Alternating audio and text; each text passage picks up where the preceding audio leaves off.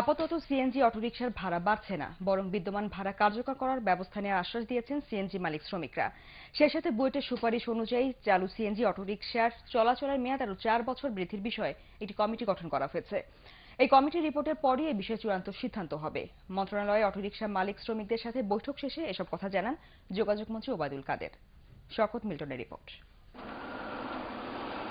যতই চিৎকার করেন, হাত পা ধরেন, মন ভেজানো যাবে না কোনো অটোরিকশা চালকের। পাহাড়ের মতোই অটল থাকেন দাবিকৃত ভাড়ায়। মিটার আছে, আইন আছে, যাত্রী যেখানে যেতে চাইবে সেখানে যাবার। তবে কাজীর গরুর মতো সেসব কেতাবেই আছে। অন্তত এই নগরীর যাত্রীরা এসব কানুনের কোনো প্রয়োগ দেখেনি। চালকদের অভিযোগ, মালিকরা অতিরিক্ত ভাড়া আদায় করেন। এ অভিযোগের সত্যতাও রয়েছে। কয়েক দফায় সিএনজি অটোরিকশার দৈনিক ভাড়া, মিটার প্রতি ভাড়া বাড়ানো হয়েছে। তবে যাত্রীরা হয়রানির হাত থেকে রেহাই পেয়েছেন এমন নজির নেই। সেই অটোরিকশা মালিক শ্রমিকরা আবারও হুমকি ধমকি দিয়েছেন ভাড়া বাড়ানোর জন্য, এমনকি ধর্মঘটের। অবশেষে মন্ত্রীর সাথে বৈঠক, মন্ত্রী যাত্রী হয়রানির প্রসঙ্গ তুললেন। মন্ত্রীর সাথে কথা হলো, মালিক শ্রমিকরা রাজি হলো, ভাড়া আপাতত বাড়ছে না।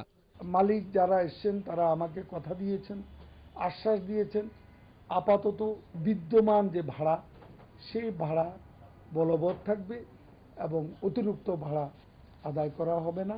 বৈঠকে আরও সিদ্ধান্ত হয়, বুয়েট থেকে চালু অটোরিকশাগুলোর চলাচলের মেয়াদ বৃদ্ধির জন্য ইঞ্জিন ওভারহোলিং ও ব্যাপক সংস্কার মেরামতের সুপারিশ করেছে।